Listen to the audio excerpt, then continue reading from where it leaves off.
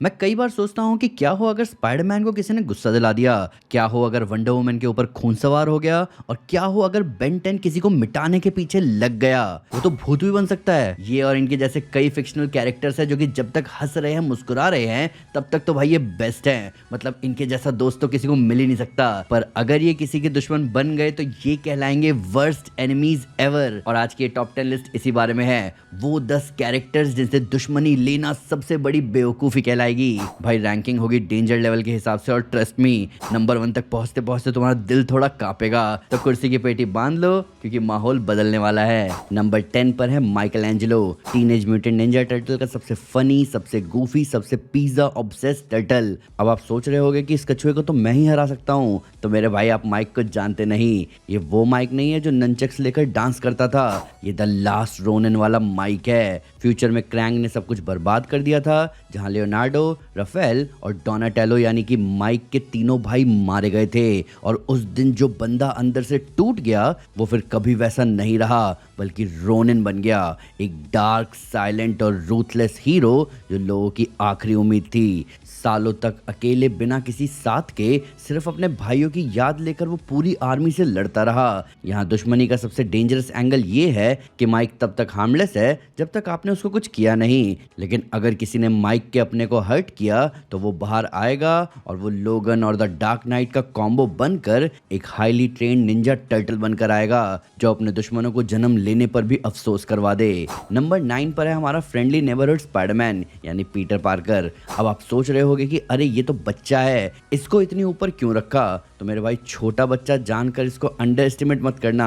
Marvel cinematic universe यानी कि MCU में एंट्री लेते ही ये एमसीयू के best tactical expert captain America के भी पसीने छुड़ाए। वहीं बकी जैसे सुपर सोल्जर के मेटालिक आर्म को इसने आसानी से रोक लिया। इतना कम लगे तो स्पाइडरमैन ने एमसीयू के सबसे खतरनाक विलन को अपनी पहली मुलाकात में ही मुक्के और लात दोनों मार लिए। प्लस इसके चाचा एमसीयू के क्रिएटर्स हैं, जिनको पता चला कि तुम स्पाइडरमैन के दुश्मन हो तो पूरे ईडिट ड्रोन्स की आर्मी को ये अपने पर्सनल सेंट्रीज की तरह भेज सकता है। पर पता है क्या, आप उन सब से बच सकते हो, लेकिन जिस मिनट ये फ्रेंडली नेबरहुड स्पाइडरमैन फ्रेंडली होना बंद कर देगा उस मिनट समझ जाओ कि भाई शामत आ गई। कॉमिक्स में एक बार किंगपिन ने आंट मे पर गोली चलवाई थी, उसके बाद पीटर ने किंगपिन को उसकी औकात दिखाई। उसने उस दिन किंगपिन की जो पिटाई करी वो तो साइड करो, उस पिटाई के बाद जो धमकी दी वो सुनो। उसने कहा था कि मैं तुम्हारे गले के जरिए अपनी वेबिंग को तुम्हारे लंग्स के अंदर घुसेड़ कर तुमको मारूंगा, जिसमें मुझे सिर्फ और सिर्फ 3 सेकंड्स लगेंगे। तो अगर कोई विलन इतनी दर्दनाक मौत नहीं चाहता तो वो कोशिश करे कि फ्रेंडली नेबरहुड स्पाइडरमैन फ्रेंडली रहे। नंबर 8 पर है डायना प्रिंस यानी कि वंडर वुमन। थेमिस्केरा की प्रिंसेस एरीज को मार चुकी है और उसके पास 5000 साल से भी ज्यादा की वॉरियर ट्रेनिंग है। ये हाफ गॉडेस है जिसके पिता ज़्यूस है। Strength, speed, lasso of truth और इंडेस्ट्रक्टिबल ब्रेसलेट्स तो इसके बेस है। लेकिन इस डेमिगॉड से दुश्मनी का सबसे बड़ा रिस्क ये है कि वंडर वुमन मोरली कॉम्प्रोमाइज नहीं होती।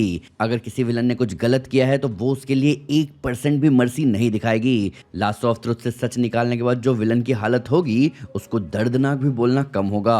वंडर वुमन को सबसे ज्यादा डेंजरस बनाती है उसकी वॉरियर मेंटालिटी, क्योंकि एक बार अगर वो जोन में चली गई तो विलन की फोटो पर हार चढ़ना फिक्स है। नंबर 7 पर है मार्क ग्रेसन यानी कि इनविंसिबल। मार्क एक विल्ट्रम एलियन है जिसके पास सुपर स्ट्रेंथ, सुपर स्पीड और इनवल्नरेबिलिटी है। इसको मारने के लिए आपको गैलेक्सी डिस्ट्रॉय करनी पड़ेगी। शो में अभी तक आपको जो भी कुछ देखने को मिला है वो बस टीजर है, पर कॉमिक फैंस जानते हैं कि मार्क का विल्ट्रोमाइट बैकग्राउंड उसको कितना ब्लड थर्स्टी हीरो बनाता है। मार्क की पावर्स उसके विल्ट्रोमाइट साइड से आती है और उसकी लाइफ स्पैन 1000 साल से भी ज्यादा है। ऐसा शायद ही कोई वेपन बना है जो उसको डैमेज कर सके।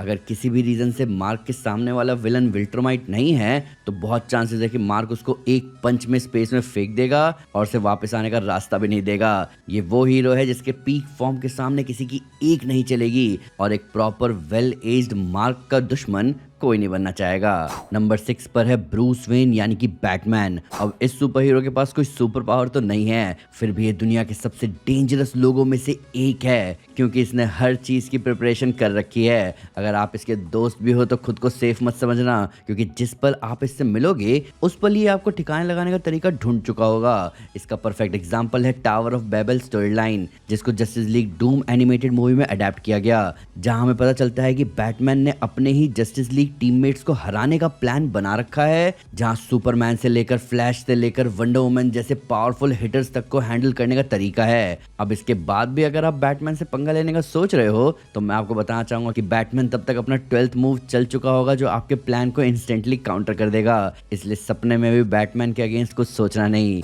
नंबर 5 पर है बेन टेनिसन। एक नॉर्मल 10 साल के बच्चे के हाथ में ओमनिट्रिक्स लग गई और उस दिन से विलन्स की लाइफ मुश्किल हो गई। ओमनिट्रिक्स मिलने के इनिशियल स्टेज में बेन के पास दर्जनों कंफर्म्ड एलियन फॉर्म्स थे और ये बात आगे जाकर रिवील होती है कि ओमनिट्रिक्स में उससे भी ज्यादा डीएनए सैंपल स्टोर्ड हैं। स्ट्रेंथ चाहिए तो ह्यूमंगसॉर या 4 आर्म्स, स्पीड चाहिए तो एक्सेलरेट, इंटेलिजेंस चाहिए तो ग्रे मैटर, और अगर रियलिटी ही प्रॉब्लम लग रही है तो एलियन एक्स भी है। और ऐसा भी नहीं है कि बेन की सबसे बड़ी स्ट्रेंथ उसकी पावर है, उसकी सबसे बड़ी स्ट्रेंथ ये है कि उसके पास इतने एलियंस हैं कि वो आराम से किसी भी सिचुएशन में अडेप्ट कर सकता है। सामने वाला बुरा विलन एक एलियन को काउंटर करेगा तो वो दूसरा ले आएगा, दूसरे को रोकेगा तो वो तीसरा ले आएगा। आप चाहे स्ट्रॉन्ग विलन हो, मैजिक बेस्ड विलन हो या टेक्नोलॉजी बेस्ड विलन हो या आप भूत ही ले आओ, बेन और उसका ओमनिट्रिक्स सबसे भिड़ने के लिए रेडी है। नंबर 4 पर है Wanda Maximoff the Scarlet Witch. Multiverse of madness के बाद शायद इस नाम को इंट्रोडक्शन की जरूरत नहीं। वांडा की पावर सिर्फ एनर्जी ब्लास्ट या टेलीकिनेसिस तक लिमिटेड नहीं है, उसका असली वेपन आपकी रियलिटी ही बदल देगा। जब वो अपने फुल पोटेंशियल पर होती है तो बैटलफील्ड के रूल्स उसके हिसाब से लिखे जाते हैं। आप ये सोचो कि इल्यूमिनाटी जो कि सीक्रेटली वर्ल्ड प्रॉब्लम्स को गायब कर देते हैं, उन पावरफुल हीरोज को वांडा ने कैजुअली डिफीट कर दिया था साइड क्वेस्ट में। सबसे स्केरी बात यह है कि वांडा ने अगर ठान ली कि उसको किसी को हराना है तो वो लिटरली फिजिकली टच भी नहीं करेगी उसे और सामने वाले का वजूद भी मिट जाएगा। तो अगर स्कारलेट विच आपके अगेंस्ट खड़ी हो गई तो सवाल ये नहीं है कि आप जीतोगे या हारोगे, सवाल ये है कि आप रियलिटी यानी एग्जिस्टेंस से ही मिटा दिए जाओगे। नंबर 3 पर है क्रेटोस। ये वो वॉरियर है जिसने ग्रीक और नॉर्स दोनों माइथोलॉजीज के गॉड्स को चैलेंज किया और उनमें से कईयों को तो हरा भी दिया। एरीज, ज़्यूस, पोसाइडन, बाल्डर और थॉर जैसे नाम उसकी स्टोरी का हिस्सा हैं, लेकिन क्रेटोस को डेंजरस उसकी स्ट्रेंथ नहीं बनाती, डेंजरस बनाता है उसका एक्सपीरियंस। सालों की वॉर, बिट्रेयल और लॉस ने उसे एक ऐसा फाइटर बना दिया है जो हर सिचुएशन में सरवाइव करना जानता है। ब्लेड्स ऑफ केओस और लिविएथन एक्स उसके वेपन्स हैं, लेकिन असली वेपन खुद क्रेटोस है। अगर उसने डिसाइड कर लिया कि आप उसके एनिमी हो तो वो रुकेगा नहीं और क्रेटोस जब तक फाइट खत्म ना कर दे तब तक वो वापस मुड़कर नहीं देखता।